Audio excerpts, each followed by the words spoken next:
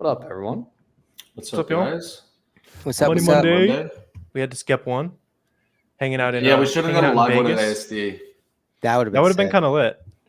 Yeah. So let's so basically, if you haven't been following a lot of the Amazon community, we were all at ASD last week, or at least we were all planning to go to ASD, which is a gigantic trade show.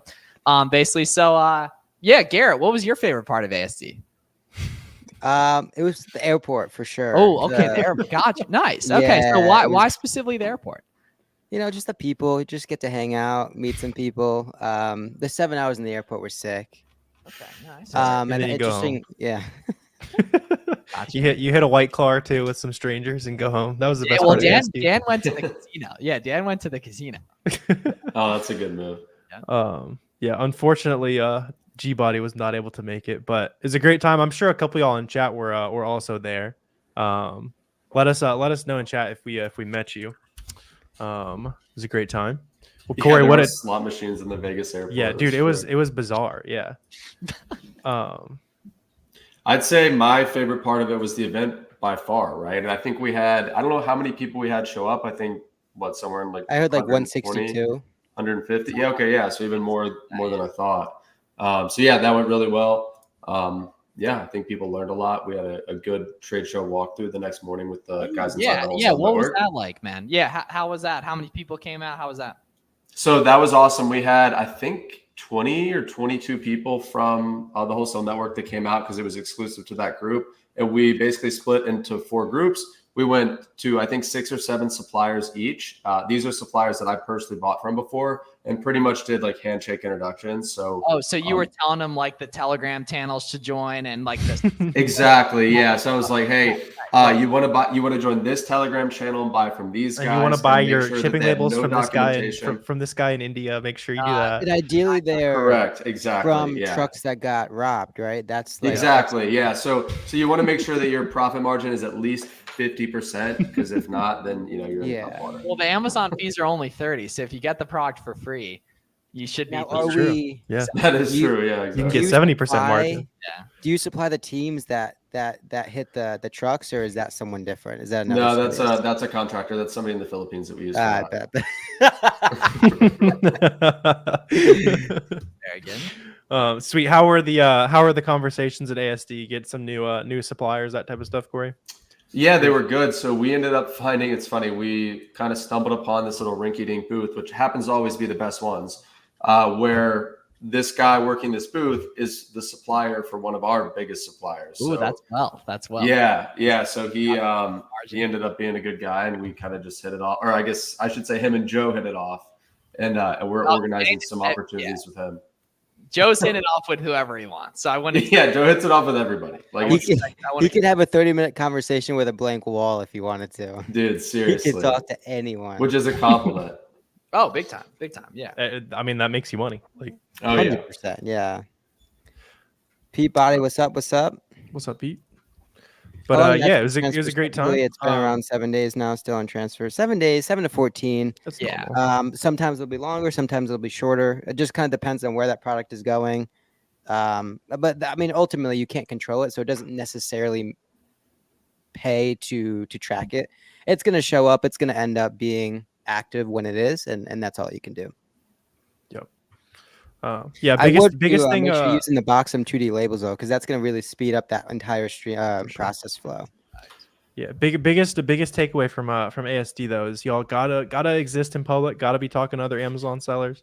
There's so much just like casual conversation where people are putting each other on literally 5-6 figures of game, and you just gotta be in the room. Like all these events are not about like the show or the speakers. It's just about talking to people who are at your level and making friends. Corey, what was your keynote on?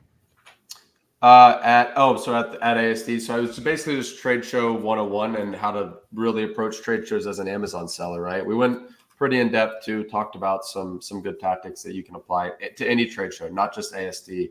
And honestly, some of the best trade shows, really the best trade shows, are the ones that are industry specific, like just a tool trade show or a fishing trade show or something like that. Fishing would be. That would be like purchases there. Yeah. Travis, do it right now. Show us report back with confirmation. Go sign up for your free trial right now.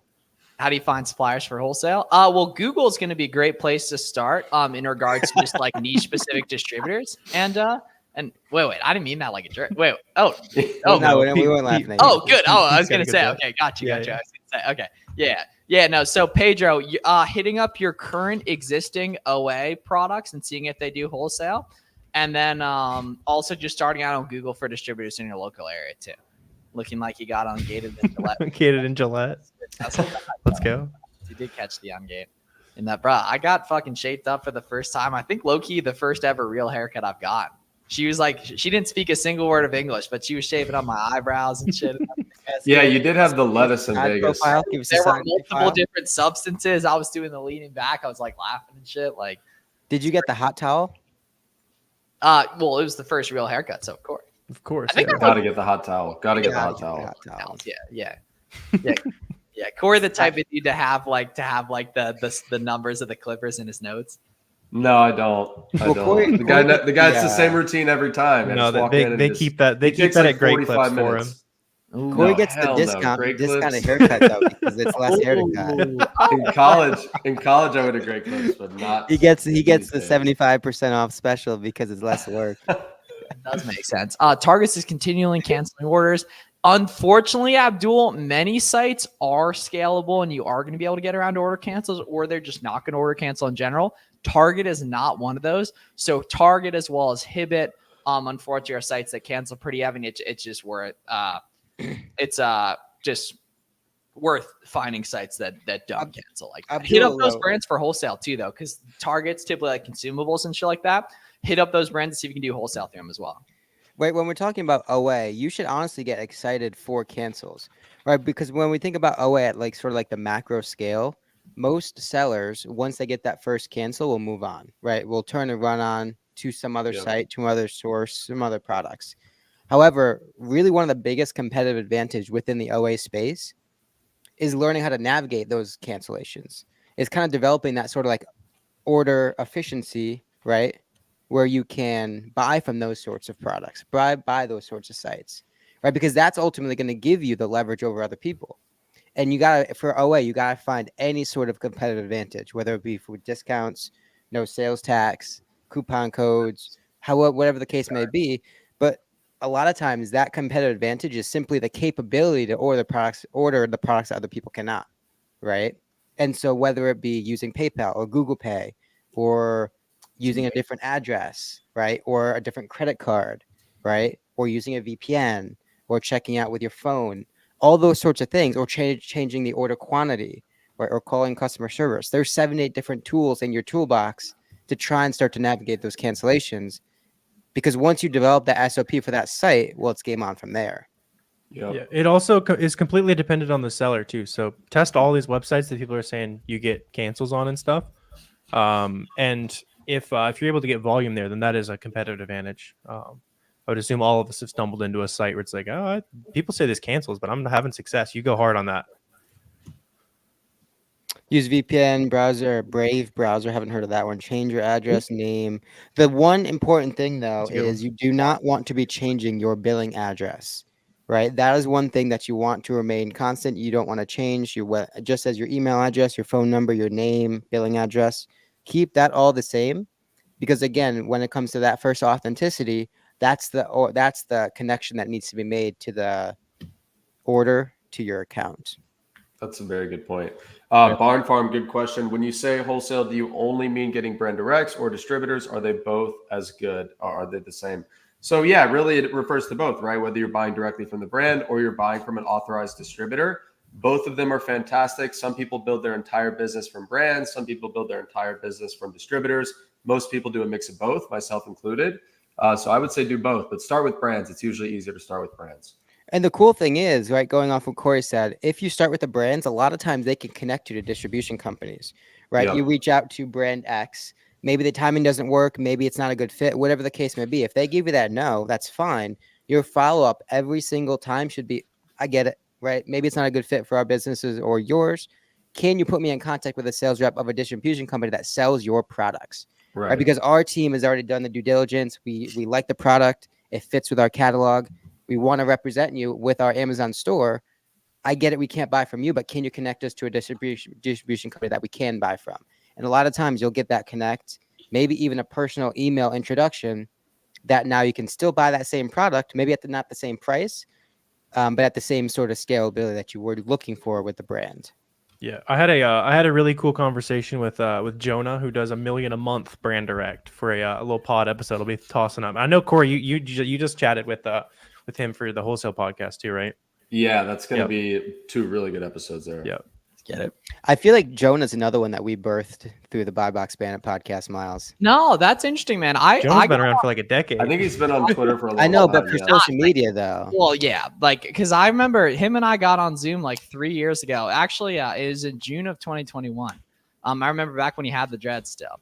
Yeah. But Well, the first time we interviewed him, he had the dreads. yeah, facts.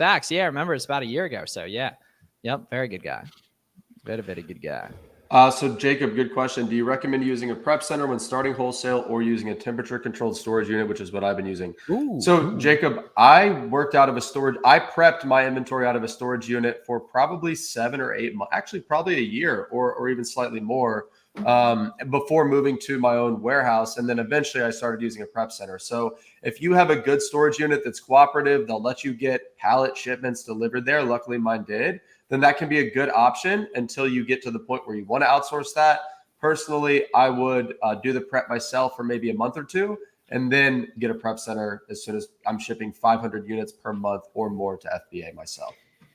I mean, that whole conversation is tricky, right? Because it shouldn't necessarily be like a numbers conversation with yourself, right? It's not, oh, I'm doing 20K a month now, that replaces my income at that point, I'm good, right? Because you got to also account for, with the additional time, what can you potentially do, right? With the additional 4 or 5, 6 hours a day that you haven't historically seen, what can you now do? How many more brands can you call? How many more distribution companies can you call? Can you now maybe incorporate some RA or maybe some OA, right? So what other avenues can you seek out with that additional time? Granted, you're paying a little bit more, but ultimately your ceiling is probably a lot higher than it would have been before. Well, and that's why I give that threshold, right? Once you're sending 500 units per month or more yourself to FBA, only then would I outsource it, because I'm a firm believer in you need to do prep yourself for a little while, and so that you get how to do it. Because if you got a prep center and you don't know how to prep, then how are you going to know if they're doing a good job? So that's why I set that threshold. Once you hit that, you know how to prep and you can outsource it. I mean, the biggest benefit is speed, though. Because if you're getting all that stuff actually at your crib, you see the price maybe going down a little bit, you list it FBM, you make the sale before the price goes down. Like, there's a lot of flexibility you have. Yeah, So- exactly. Oh, yep. Can I use a website that can create an invoice for me if the brand cannot? No, I would not. Yeah.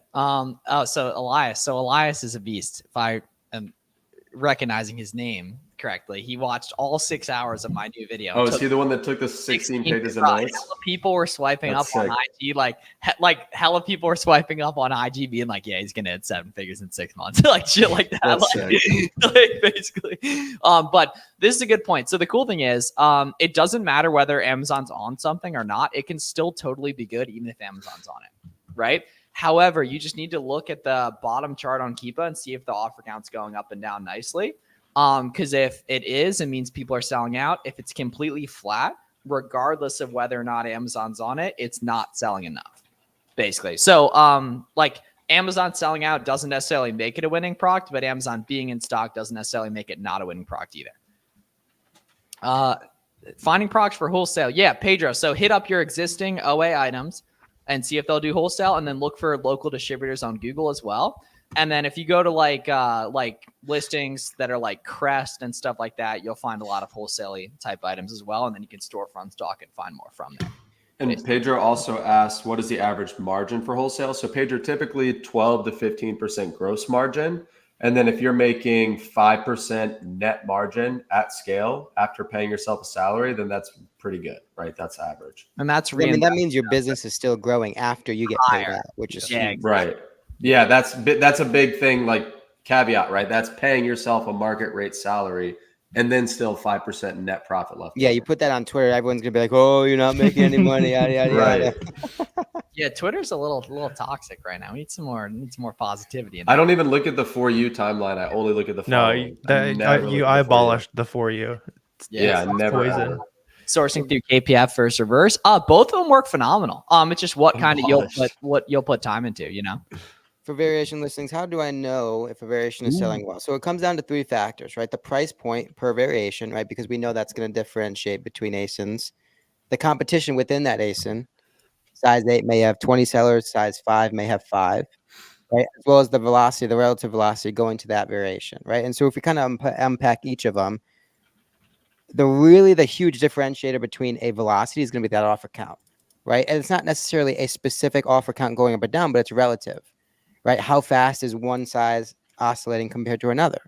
The size 14 may be pretty flat, going up and down a couple times, right? But if it's only has 2 or 3 sellers, well, that may be a lot different than the size 8 that's oscillating like crazy, but also has 50.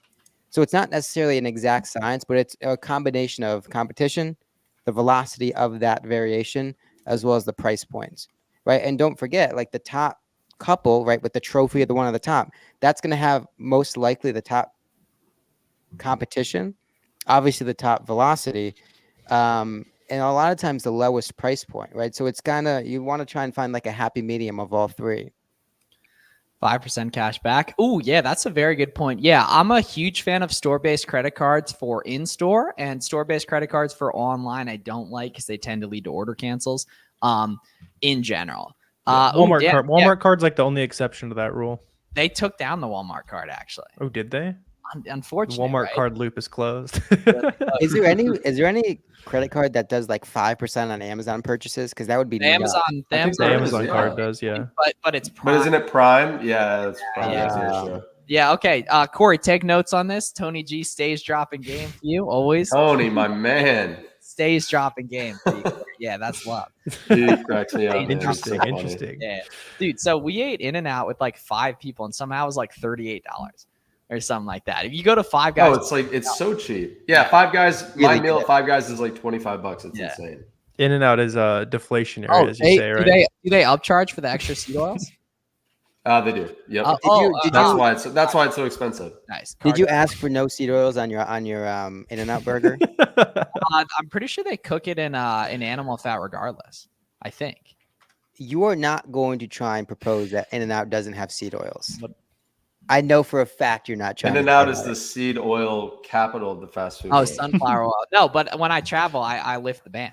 Yeah. Oh, so it's only when it's convenient, I guess, I right? said at the wedding. I literally said at the wedding group chat. You did. You guys act like I'm not who I say I am. Yeah. What's a good average waiting time for an question. item to sell? So typically that depends on how much you bought. I like to buy anywhere from, well, if it's the first time I'm selling a product, 2 to 4 weeks worth of inventory to kind of test it out. And if it sells well, then I'll hold anywhere from 30 to 45 days worth of inventory at a time. Yeah. The big But, thing like, is just buy deep if you have a bunch of capital, buy a couple weeks if you don't, spread thin, move money as fast as possible. Yep. And FBM too. FBM you could Yeah. test light as well. Ooh, here we go. Peanuts Can only only hurt the afford weak. Back up selling on Amazon doing FBM storage fees. So storage fees, that's not a capital thing, that's a skill thing. And that if you're sourcing stuff that sells quick, you're never going to pay storage fees. It's a good way to ask. Yeah. Warner has a great video on FBM. If you look on my page, I got some good videos on FBM today too. And everything. Okay, Colin, I'm going to text you in a couple minutes once we hop off here. I bought deep in Skechers. Skechers is the vibe. Congested when buying. Yeah, Eric, what you pretty much do with that is you kind of figure out which one or two you really, really like that tend to be really effective. For me, that's Capital One Shopping for coupons, Top Cashback, and Rakuten for cashback specifically. And everything, but you get a good vibe on that over time. Yeah. Somebody was asking, Travis was asking what Boxum does earlier. So it lets you create shipments, lets you track analytics, profits, all that good stuff. Launch week discount still going too. Okay, here we go. So, Luigi, can I get ungated using order confirmation? Absolutely. Getting denied is completely normal. And if you've done anything under like 10 manual ungates, you don't really have a good gauge of like the probability curve of getting approved quick. But there are lots of auto ungate brands that tend to automatically approve newer sellers. You should go do right now, like 32 Degrees, Jellycat, ColourPop, Athletic Works, Stafford, etc. So Jacob, good question here. He's saying, is Keepa's metric of the X amount sold in the last 30 days. Is that extremely accurate when looking at their data? If not, is there a better metric to look at?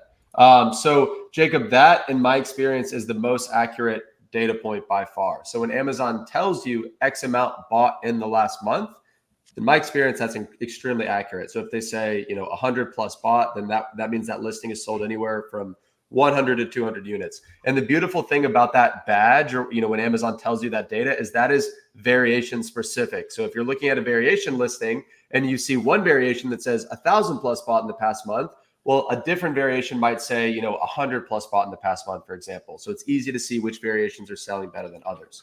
Not every listing has that, but that is a good way to tell. So yeah, long story short, to answer your question, yes, that is an accurate data point. Best way to ship FBM, whatever's cheapest. Pedro, Be USPS under £1 and UPS over £1. the competitive advantage with wholesale is going to be within the relationships, right? And it's going to be very, very, very hard, not impossible, but hard. No, Pedro, you have to talk to people. You have to, and if you weren't good at walking either, you weren't good at using the computer either, you got good at those, and you can get good at talking. I promise. See, I tried to get the question first before Miles jumped in, but no negative self-talk allowed. Yeah. I saw that one coming. You gotta. It's time for some exposure therapy, Pedro. You're calling X suppliers every day until you're not afraid of it. The beautiful thing about it too, were like your ancestors were like exploring new lands and fighting off wild animals. Like you can make some internet money, man. You can call up these suppliers. well, and the beautiful thing about it too is that first call is going to be really hard, but then the second call is going to be a little bit easier, and the one after that's going to be a little bit easier, and then the 100th call is going to be very easy. So you just have to do it a bunch of times. Because the goal, right, when we're talking about how to really scale wholesale, the goal is you can call your sales rep. They know you by name. They know your life. I mean, not your life story, but they know your wife's name. They know your kids. How are the kids? Oh, the Yankees won last night. Those are the sorts of conversations. That's the sort of relationship that you want, right? And that's very difficult to develop over email. You want to be sending gifts for Christmas. You want to be sending, gift bags and stuff for your sales reps. That's the sort of stuff that's going to scale your OA, your wholesale business. That's the sort of stuff that's going to get you the extra 5%, get you the extra 10%, right? Get you the extra leverage in wholesale that you couldn't find with OA. I bet there are 0 millionaires, billionaires on the planet that haven't embarrassed themselves a little bit on the way to accomplishing greatness. We all have a story we can look back and like, what was I doing, man? Like, oh yeah, the way that I talk to suppliers in the days was so bad. Like it's embarrassing. So when they don't question, this is a really good question. Really good question. Yeah. Yeah, really good question. So when they don't have a wholesale section on their website, no, so that doesn't mean that they don't do wholesale, right? Any brand is really going to sell their products. Well, I was going to say in general, every brand is going to sell their products at wholesale to somebody. So just because they don't have it on their website doesn't mean that that's not an option. If anything, that's a good thing, because if there is a wholesale section on a brand's website, for example, then it's easy to find. Everybody's going to click on it. There's going to be a lot more competition. But if you kind of have to dig and call them and find out and ask that question, hey, do you guys sell wholesale? Then it's just going to be that much harder for someone to come take that account from you, because people don't want to do that work. do you want to go on a date with somebody who says yes to everyone? No. You want the supplier that says no to a lot of people. Right. Yeah, exactly. If an item doesn't make any sales in 2 to 3 weeks, does it mean it's a bad purchase? If it's actually been fully listed for that time frame, then that's teeter on the edge of a bad purchase. But you have to gauge if the listing's actually selling, because if you bought a couple listings but they don't actually sell, it's not like the item's fault. The item just doesn't sell and you made a bad purchase. So yeah. Well, and it also depends on your pricing too. Well, yeah, I was gonna say it depends on your pricing. We 3 weeks off. We haven't had Corey in 2 weeks. We're getting used to the group. Like, I'm gonna remove Corey just to kind of remember where we came from. Yeah. Great. I mean, it's a good practice as you're continuing to scale is to go in and audit your price or audit your minimums every week or every week, every 2 weeks, that sort of thing.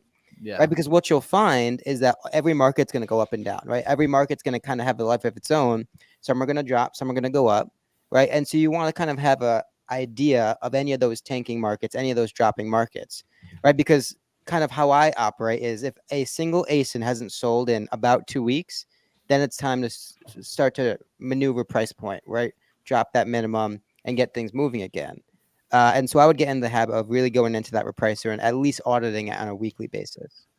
Well, and also I think we underestimate how many new sellers just don't use a repricer. So this seller, I don't know if he's using one, but if you're not using a repricer, you might not make any sales on even on a listing that is selling a good bit, right? So it's all about make sure you're repricing and using a good one that's also set up correctly.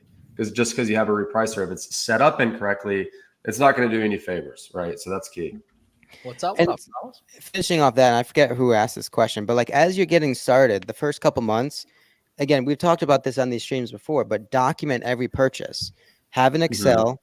Every row should be a new purchase. Screenshot the keeper chart, justify the purchase, right? Write a quick little 2-3 sentences in an Excel cell that says why you bought it, any hesitations, any question marks, why are you confident, right? To justify the purchase, because you're not going to remember why you bought something 2-3 weeks down the line.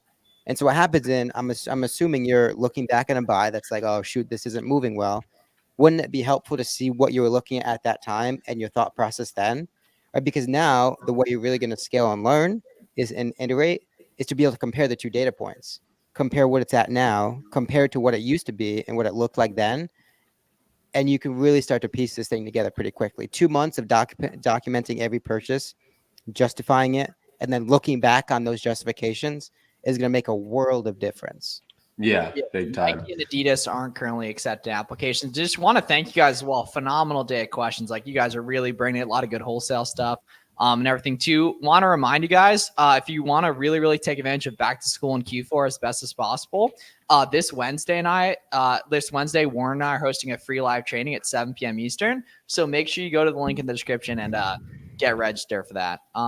What's the best app? Seller Amp. You can try it free. Yep. What tasks do you allow your VA to do? I mean, so apart from obviously a prep center, the very first thing that I would laundry, what else? Cooking, cleaning. Driving to the grocery store, grocery shopping. Yeah. beating Miles in pickleball, that's also on the list. It's not hard to do, so it's probably one of the first things you can outsource. It's super cheap, right? I mean, Yeah, That's an easy one to outsource. It's a pretty low value skill to be able to beat Miles at pickleball. Yeah, get that off your plate ASAP. In terms of Somebody- I'm gonna have Corey running back and forth, man. When we run the ones, man. Oh my, it's gonna be. Oh Dude, my gosh, man. You I think talking tennis or basketball? Because the video that you sent last week was you playing tennis. Really? Oh my lord! Oh Yeah, oh, right? oh. Yeah, get him out of here. I don't. Bro, you sent a video. I mean that might be unforgivable right there. That was bad. Okay, I only looked at the thumbnail, but it looked like you were holding a tennis racket. That's why I asked. Here we go. Any tips? Yeah, it's gonna depend if you're buy box eligible yet, Maj. Go to your Seller Central inventory page and make sure you have featured offer eligible selected in your inventory columns. Right there, and there's actually a pretty good chance that you're not featured offered eligible yet, and you want to get like 10 to 20 listings up, and then you're going to get featured offered eligibility, especially if you have your shipping template set up correctly and you're in 0-day handling time in regards to FBM. Yeah, see the chat knows. Tough scene right there. LOL. Yeah, my boy Brett in the building. What up, Brett? What up, Brett? Rel's asked a Daniel good question said- too. He was asking, how do you pay yourself monthly every payout percentage of profit? It's a good idea to, at the start, pay yourself as little as possible if you want to actually grow things. That's why we typically say, like, keep the 9 to 5, do something service based on the side to like keep some cash going in. And then I love the idea of paying yourself like 1%, 2% of your profit in the early days. So you can be like, oh, I bought my coffee this month. Oh, I bought a new video game with my Amazon Start to profit this see it, month, whatever yeah. it is, right? You can see it, you can feel it. Otherwise, it's just numbers on a screen. That is completely psychological. It's not like the technically best thing to do, but it also has the benefit of making sure you like actually know roughly what you're making month to month. So if you actually calculate that, oh, I got to pay myself my $50 this month. The other cool thing to do is like if you start to like segregate your money, right? Is if you pay a flat salary, quote unquote, every month, you'll see that nest egg start to grow, right? And that can create a lot more momentum, a lot more motivation, right? So if you have all your business profits going to a certain place and you know you pay yourself, call it $500 or $1,000 every month, well, first month you may have $550 in that account, then you pay yourself $500. Then the next month you may have $700 and you pay yourself $500. Then you may have $1,000, you'll see that compounding, and that's gonna be pretty cool to see as well. Just again, to Warner's point, just to make it more tangible, make it more real than just like monopoly money. Okay, Libra, before you do anything legal with the government, you need to know why in the future, right? So like Why did I do that? Yeah. So Libra, you gotta, research prior. Like, so I'd recommend doing some research. Oh, no, that this is facts from Tony as well. A little rapid fire before we hop off here. Somebody had a Yeah, just question to earlier like wrap about. it around, Corey. We call that sport pickleball Yeah, nowadays. keep applying, Melissa. Getting Whatever. denied is normal. I know He says whatever. I know it's annoying, Melissa, but it's just how it works. The vast majority of ungates you do are going to get approved in 2 to 3 submissions, but the problem is people do like 1 or 2 initially, so they have a really small sample size. And then you get people saying that it doesn't work when it's the suppliers that every veteran seller has used. Yeah, soccer.com is great. But yeah, Melissa, Puma.com, that's actually what I used for Puma as Me well. too. Yeah. And I didn't so- use Repricer. Yeah, it's just going to speed things up. And Warner and I both have Reprice tutorials on there as well. Ooh, that's good. Okay, so it's only a matter of time. Maj, check the data buy box stats and see if you're catching buy box share. On that, you probably are some, at least. And if not, it's either going to be pricing, delivery dates, or that listing isn't FBM friendly. Yeah, how much money I need for wholesale? Like 5K plus. I believe you said you had like 50K though, page or 20K, Pedro. Yeah, 5 to 10K for wholesale. And somebody asked earlier too if we ever run ads for wholesale. Not really, aside from that catch-all PPC campaign, which if you haven't done that, do that immediately. That's going to boost your sales by 10% within the first month. It's going to take you less than 4 minutes to set up. Go on YouTube and search Corey Gandam PPC. You can set it up in under 4 minutes. It's a cheat code, but that's the only PPC that we really run. I deserve equity in that video. Yeah, you do. Yeah, you I shout want that out all the 10% of all time. proceeds. I appreciate that. Dealing with order cancellations, it's either going to be using like different jigging methods, so changing up your information and trying to isolate what variable is causing the order cancellations, or just moving on to more bulk friendly sites. However, we always like sourcing in packs, like operating it with other Amazon sellers, in which case you can solve those problems and isolate those variables pretty quick. So like changing up address, email, name, payment info, payment method, device potentially as well. And once you're pretty used to it, it tends to be pretty easy to get around cancel on a lot of websites. Yeah. Somebody's asking a good question. They need to buy 2 to 3 months of stock to get the price point they need. No one won't drop the price unless you spend good money. Yeah, if you've done your research, a test buy would be great there. It doesn't sound like you can do one. But if you look back and you see like the 90-day, 180-day average buy box and stuff looks pretty consistent, then yeah, I'd say go for it. Also, just talk to your supplier and make sure they're not selling it to 25 other people. But do your due diligence, and otherwise, yeah, there's no reason you can't do that. Yeah, don't calculate sales tax twice. Yeah. No, Pedro, do not go Chad buy 5K of one product. Like Pedro, nice and spread out, family. Like just like you did it that way, right? Just wide. Like yeah. Nice and wide. Getting denied pulls invoice. Keeps them in, man. That's just how it works in regards to that. Yeah. Somebody said, what was your first wholesale product? So the first wholesale brand I ever landed was a baby stroller brand. We don't work with them anymore. But the first, I think, wholesale product I ever bought was a supplement. It was from a supplement distributor. Did you get hit with like any docs and stuff selling strollers, or just no? This was back in Okay. 2019. Yeah. I gotcha. I wonder if you have to submit some stuff now for selling strollers. Probably, yeah. So Or I'm the brand was on top. I'm gonna go dice up Wi-Fi astronaut on Twitter and Pickleball, presumably. Talk to you guys soon. Make sure you guys get Redshift for their free training. And I have a 6-hour free course I posted last week that is, y'all should all go check out. It's really, really good. There's full timestamps. You can jump around as you see fit. Right there. Appreciate y'all tapping in. Good to be back with Money Monday, y'all. Be great. Absolutely. See you guys. See you guys boys. next week. Good energy.